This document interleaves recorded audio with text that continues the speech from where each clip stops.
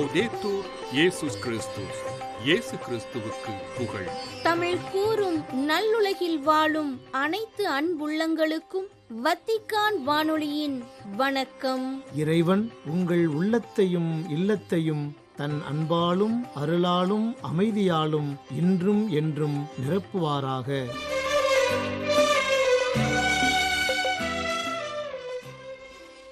அன்பு நேயர்களே, வத்திக்கான் வானொலி இன்று உங்களுக்கு வழங்கும் நிகழ்ச்சிகள் தடம் தந்த தகைமை, வாரம் ஓர் அலசல் மற்றும் செய்திகள்.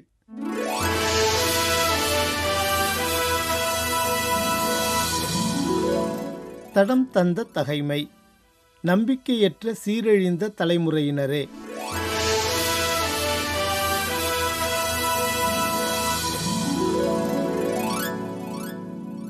நம்பிக்கையற்ற சீரழிந்த தலைமுறையினரே, எவ்வளவு காலம் நான் உங்களோடு இருக்க இயலும்? எவ்வளவு காலம் நான் உங்களை பொறுத்து கொள்ள இயலும்? மகனை இங்கே கொண்டு வாரும் என்றார் இயேசு. உலகம் நெறி பிறழ்கின்ற பொழுது அதனை கை நெகிழ்ந்து விடுபவர் அல்ல நம் கடவுள். எப்படியேனும் கை தூக்கி காப்பாற்றும் கரிசனை உணர்வு மிக்கவர். படைப்பின் தொடக்கம் முதலே கடவுள் இதனையே கையாண்டு வருகின்றார். ஆனால் மாந்தராம் நமக்கு கடவுளை புறக்கணிப்பதும் தேவைகளுக்கு மட்டும் அவரை நாடுவதும் நம் கைவந்த கலையாகி போனது. இந்த மனநிலையோடு தம் மகனுக்காக மன்றாட வந்த ஒருவரிடம் இயேசு மொழியும் வார்த்தைகள் அச்சூழலுக்கேற்ப ஆக்ரோஷமானவையே. ஏனென்றால் நம் கடவுள் நீடிய பொறுமையுள்ளவர். தம் மக்களாம் நம்மை பொன்போல காத்து வரும் பொறுப்பாளர். எல்லாரும் எல்லாம் பெற்று வாழ வேண்டுமென்ற பொதுநல உணர்வு கொண்டவர். அதே வேளையில் நாதியற்றவர்களுக்கு நீதி மறுக்கப்படுகையில் பொங்கி எழுபவர், பொல்லாரை மிகவே வெறுப்பவர். அந்த அன்பு கடவுளின் குணங்களை நம்முள் கொண்டு வாழ்வதும் செயற்படுவதும் அவர் நமக்கு கொடுத்த கட்டளை. அதனை நிறைவேற்றவில்லை எனில் நாமும் சீரழிந்த தலைமுறையே.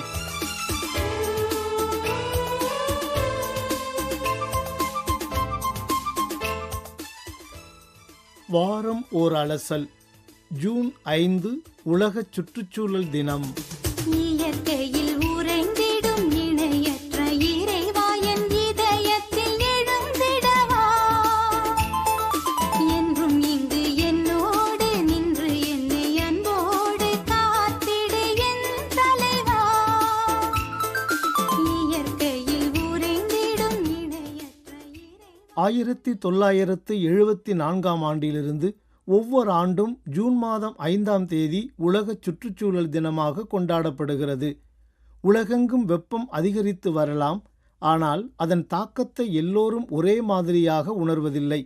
இதே போலத்தான் பருவநிலை மாற்றம் ஏற்படுத்தும் பாதிப்புகளும் உள்ளன என்று ஆய்வு ஒன்று சுட்டிக்காட்டுகின்றது. புவி வெப்பமாதல் உலகில் பேரழிவை ஏற்படுத்தும் என்று அறிவியல் அறிஞர்கள் கூறுகின்றனர். மனிதர்களின் செயல்பாடுகளின் காரணமாக கரியமில வாயு வெளியேற்றம் அதிகரித்து அதன் காரணமாக புவியின் வெப்பநிலையும் அதிகரித்துள்ளது. இதைத் தொடர்ந்து அதீத வானிலை மாற்றம், துருவ பகுதிகளில் உள்ள பனிப்பாறைகள் உருகுதல் உள்ளிட்ட மோசமான மாற்றங்கள் நிலவி வருகின்றன. ஐநா ஆராய்ச்சியாளர்கள் குழு ஒன்று கடல் நீர்மட்டம் உயர்ந்து வருகிறது என்றும் பனிக்கட்டிகள் உருகி வருகின்றன என்றும் மனித செயல்பாடுகளால் சில உயிரினங்கள் வேறு இடங்களுக்கு இடம்பெயர்கின்றன என்றும் தெரிவித்துள்ளது. தொழிற்புரட்சி காலத்துக்கு முந்தைய நிலையை விட 2 டிகிரி செல்சியஸுக்கு மிகாமல் புவியின் வெப்பநிலையை பாதுகாக்க வேண்டும் என்ற இலக்கை பாரிஸ் பருவநிலை ஒப்பந்தம் முன்வைத்தது. ஆனால் அமெரிக்கா இந்த ஒப்பந்தத்தில் இருந்து வெளியேறியது. ஐரோப்பிய ஒன்றியம் அளித்த வாக்குறுதிகளை காக்கவில்லை. எனவே இந்த இலக்கை அடைய முடியாமல் போகும் ஆபத்து இருப்பதாக ஐநா எச்சரித்துள்ளது. தொழிற்புரட்சி காலத்துக்கு முன்பு இருந்ததை விட புவியின் சராசரி வெப்பநிலை தற்போது ஏறக்குறைய 1 டிகிரி கூடுதலாக இருக்கிறது. மனிதர்களுக்கும் புவியில் வாழும் உயிர்களுக்கும் அது மிகப்பெரிய தாக்கத்தை ஏற்படுத்தும்.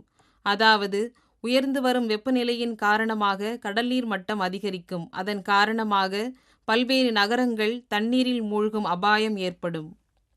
மேலும் அமெரிக்கா, சீனா ஆகிய நாடுகளே உலகளவில் பல்வேறு ஆண்டுகளாக தொடர்ந்து அதிகளவு பசுமையில்ல வாயுக்களை வெளியேற்றி வருகின்றன. இந்த 2 நாடுகளும் சேர்ந்து உலகின் மொத்த பசுமையில்ல வாயு வெளியேற்றலில் 40 விழுக்காட்டிற்கு காரணமாக உள்ளதாக ஆய்வறிக்கைகள் தெரிவிக்கின்றன. ஆர்க்டிக் பெருங்கடலில் உள்ள பனிக்கட்டிகளின் அளவு கடந்த சில ஆண்டுகளில் குறைந்துள்ளது. கடலில் காணப்படும் பனிக்கட்டிகள் பல ஆண்டுகளாக உருகிய வண்ணம் இருந்தாலும் 2000ஆவது ஆண்டிற்கு பிறகுதான் அந்த வீரியம் அதிகரித்ததாக பிரிட்டன் நாடாளுமன்றத்தின் சுற்றுச்சூழல் தணிக்கை குழு தெரிவிக்கிறது. தற்போதுள்ள மாசுக்களின் அளவை குறைக்கவில்லை என்றால் வரும் 2050ஆம் ஆண்டின் கோடை காலத்திலேயே ஆர்க்டிக் கடல் பகுதியில் உள்ள பனிக்கட்டிகள் முழுவதுமாக உருகிவிடும் என்றும் அந்த குழுவின் அறிக்கை கூறுகிறது.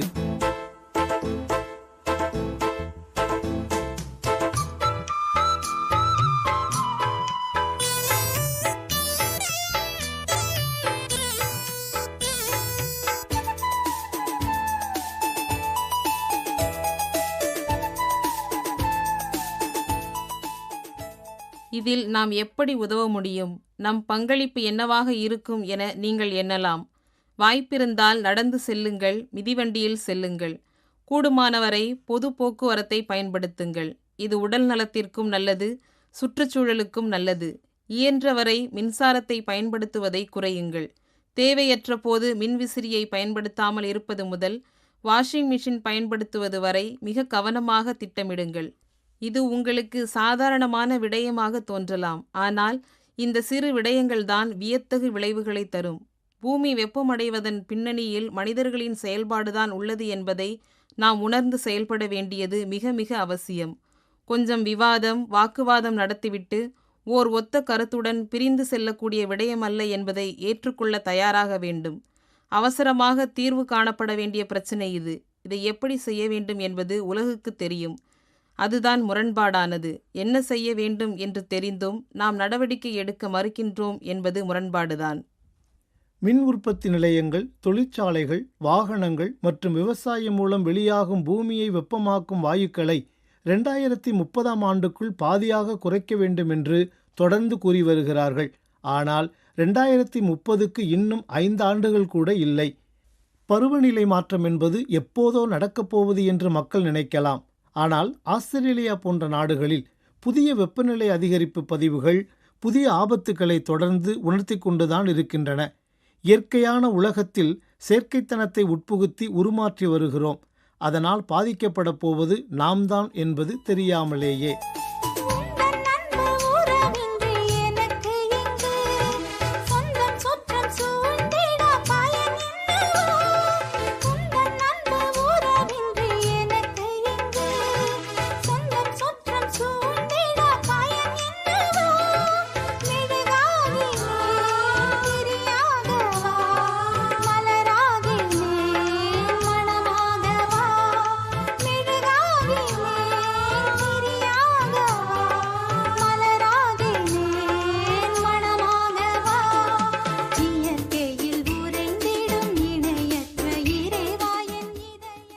சுற்றுச்சூழல் மண்டலத்தை பாதிக்கும் வகையிலான மனிதர்களின் செயல்பாடுகளை நிறுத்திக் கொள்வதற்கு வழிவகைகளை காண வேண்டியது முக்கியமானதாக உள்ளது.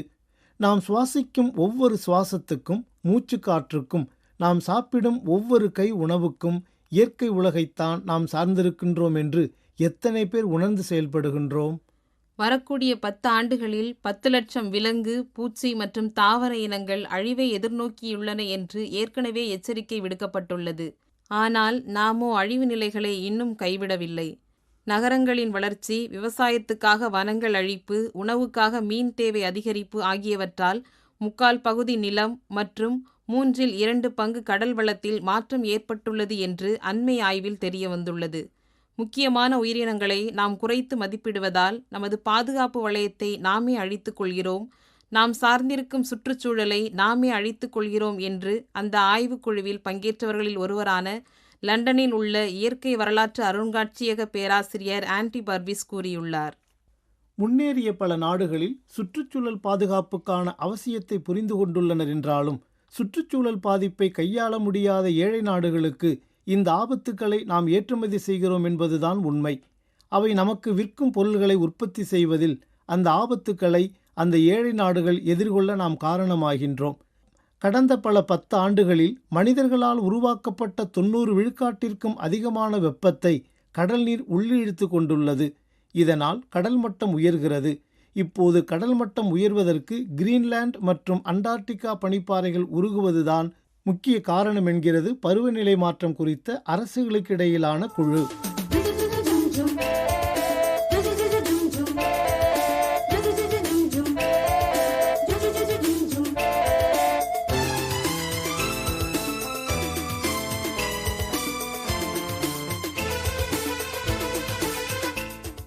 2007-2016 இடையேயான காலகட்டத்தில் அண்டார்டிகாவில் பனிப்பாறைகள் உருகுவது 3 மடங்காக அதிகரித்துள்ளது.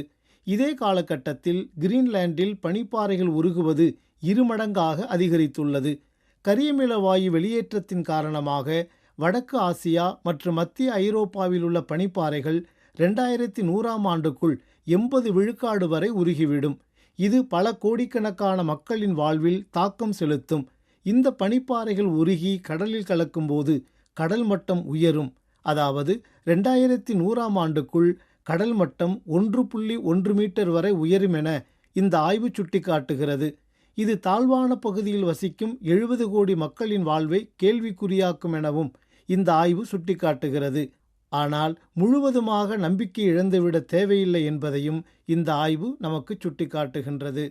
ஆம், 2030ஆம் ஆண்டுக்குள் கரியமில வாயு வெளியேற்றத்தை 45 விழுக்காடு குறைத்தால் இந்த பேரழிவிலிருந்து நாம் தப்பலாம்.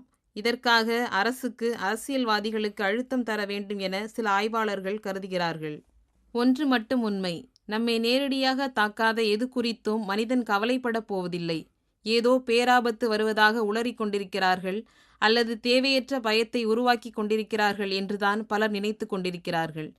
இது புலி வருது என்ற கதையல்ல. புலி வீட்டு வாசல் வரை வந்துவிட்டது. எப்போது வீட்டுக்குள் நுழையப் போகிறது என்பதுதான் கேள்விக்குறி. இன்றே செயல்பட வேண்டும், இல்லையெனில் என்றும் செயல்பட முடியாத நிலைக்கு தள்ளப்படுவோம்.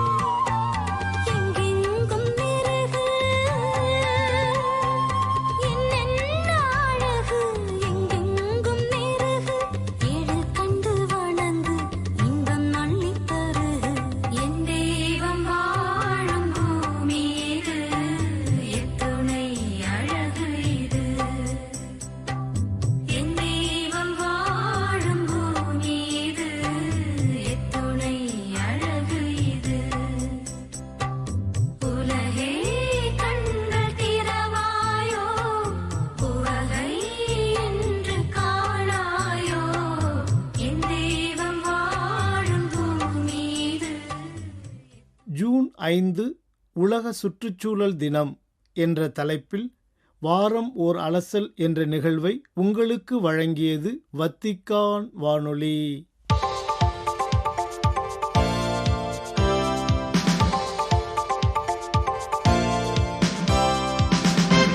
செய்திகள். தொடக்கமும் முடிவுமாக இருக்கும் இயேசுவின் வழியில் நாம் ஒருவர் மற்றவரை அன்பு செய்தால் சமூகத்திலும் உலகிலும் அனைவருக்கும் அமைதியின் அடையாளமாக நாம் இருப்போம் என்றும், மக்களின் எதிர்காலம் குடும்பங்களால் உருவாக்கப்படுகிறது என்பதை நாம் ஒருபோதும் மறந்துவிடக் கூடாது என்றும் கூறினார் திருத்தந்தை 14ஆம் லியோ. ஜூன் 1 ஞாயிற்றுக்கிழமை குடும்பங்கள், குழந்தைகள், தாத்தா பாட்டிகள் மற்றும் முதியோருக்கான யூபிலி திருப்பலியை முன்னிட்டு வத்திக்கான் வளாகத்தில் கூடியிருந்த திருப்பயணிகளுக்கு திருப்பலி நிறைவேற்றி மறையுரையாற்றிய போது இவ்வாறு கூறினார் திருத்தந்தை 14ஆம் லியோ.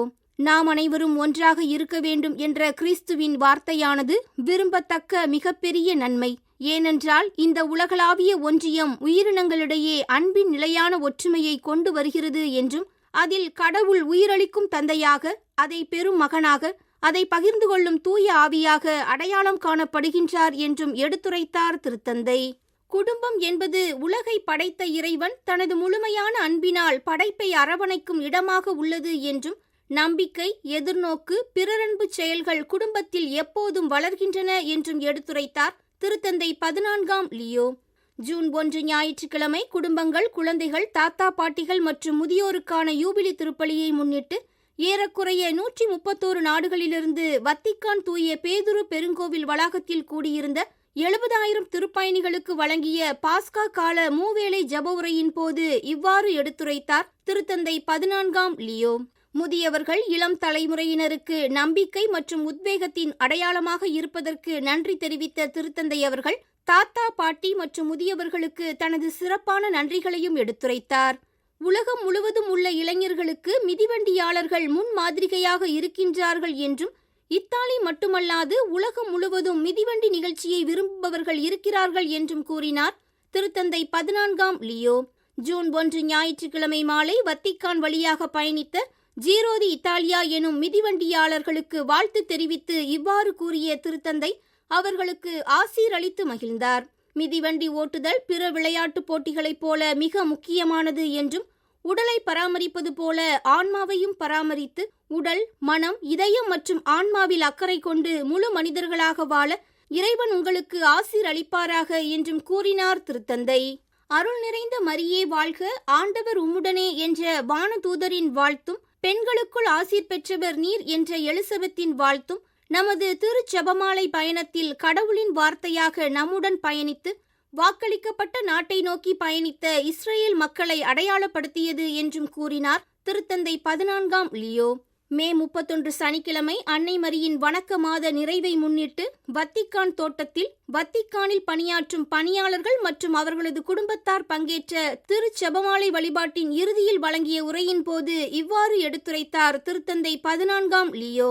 அன்னை மரியாவிற்கான ஜெபமாலை வழிபாடானது நம்பிக்கையின் அடையாளமாக இருக்கின்றது என்றும், இறை புகழ்ச்சி, வாழ்க்கை பாதை, எதிர்நோக்கு எல்லாவற்றிற்கும் மேலாக ஒன்றிணைந்து தியானித்து வெளிப்படுத்தப்பட்ட நம்பிக்கை ஆகியவற்றை இந்த யூபிலி ஆண்டில் நமக்கு வெளிப்படுத்துகின்றது என்றும் கூறினார் திருத்தந்தை. பாகிஸ்தானில் நெருக்கடியான காலங்களில் மக்கள் வாழ்கின்றார்கள். அங்கு பொருளாதாரம் கடினமான சூழ்நிலையில் உள்ளதால் மக்களின் வாழ்வாதாரம் கேள்விக்குறியாகியுள்ளது என்றும், சமூகத்தில் மிகவும் பின்தங்கிய நிலையில் உள்ள கிறிஸ்தவ மக்கள் மிகவும் சிரமத்திற்கு உள்ளாகி இருக்கிறார்கள், வேலையின்மையினால் இடம்பெயர்ந்து வருகின்றனர் என்றும் கூறியுள்ளார் அருள் தந்தை ஆசிப் ஜான் கோகர்.